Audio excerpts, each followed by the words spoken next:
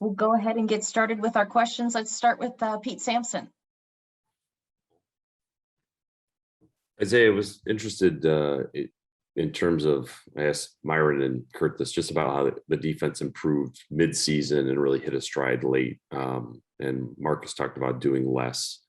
How do you seen that show in the defensive line, the pressures you bring? Because certainly I think being exotic and doing a bunch of different things is a strength of how Freeman likes to call defense, but it seems like he realized doing less was maybe the way to go with your group. Yeah, we just noticed towards the end of the season that doing less was just the best thing that we were good at. We just worked our craft at the simple stuff and the simple drills that we're doing, and we just perfected our craft, and that's just the best thing that was working. And it's been working all the way throughout the rest of the season. This last game to show it off, but it's been working throughout the whole entire season. Mike Hutton.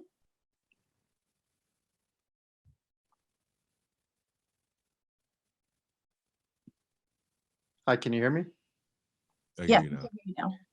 Yeah, Isaiah, following up on Pete's question, what does it mean when you talk about doing less? I mean, is that scheme? Is it just, what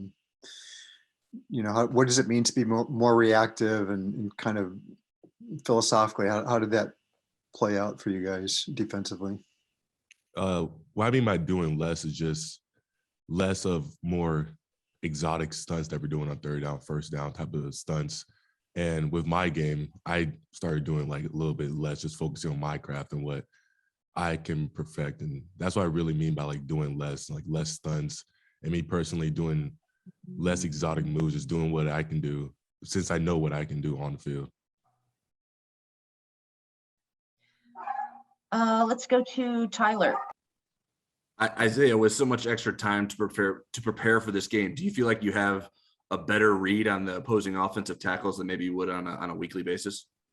Yeah, I definitely do. We have probably like 3 weeks before this game, 3-4 weeks before this game, a whole month. And we've been watching film over and over, just watching Oklahoma State and their offensive line, their quarterback, running back, just trying to perfect everything that we're doing against them. And we just have like a better read on what Oklahoma State is doing. Go to Len Clark. Isaiah, following up on Tyler's question, we talk about the challenges that Oklahoma State's offense will present, but what are the opportunities for the defense of Notre Dame going into the game? Wait, sorry, can you say that again? You cut out a little bit.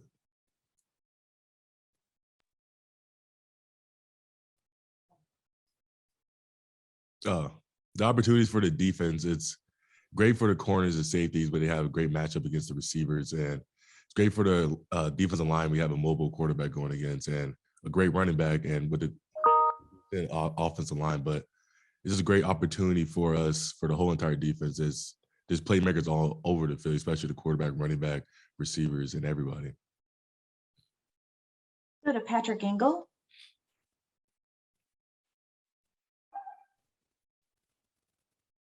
Isaiah, we've heard Marcus use the phrase with us a couple times, be football players and not football players. I'm curious if that's something he talks with you guys about, and if so, what does that mean? And does that have anything to do with the idea about doing less, or is it just it's kind of a separate saying that he likes to use?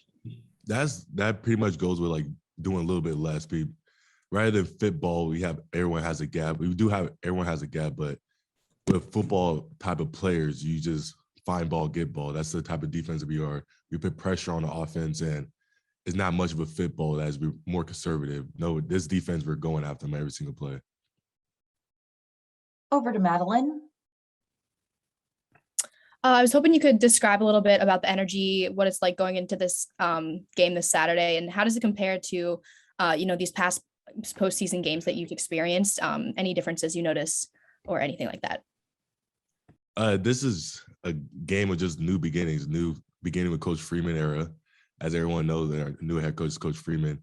And it just brings more of a hype to this game. This is one of Coach Freeman's first game, New York Six Bowl game. It's just great atmosphere as we're coming in as a game to win the game. Let's go back to Pete.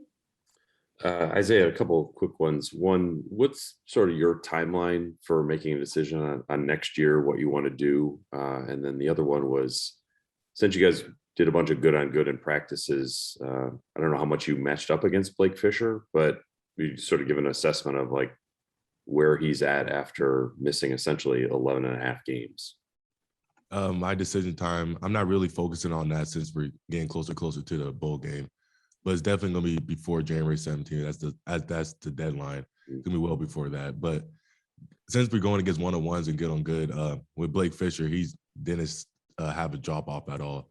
He's still the big Blake Fisher that we know from the first game against Florida State and fall ball and spring ball and everything. But he didn't have any drop off at all. He's great at right tackle and he's doing well. Let's go over to Chris Daly. Hey, so you mentioned Marcus Freeman. You want to start off the Marcus Freeman era is strong. However, in the past few years, Notre Dame hasn't won a New Year's Six bowl game, and that's been a big narrative in the media. So how excited are you to change that narrative, and has it come up in the locker room at all about how Notre Dame hasn't won in a while? No, that didn't come up in the locker room as we didn't win New York Six Bowl before. But as I said before, this is a new beginning, new era. This is Freeman era.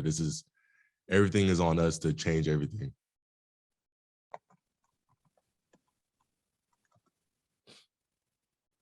All right, that will conclude our questions for Isaiah. Thank you so much for joining us.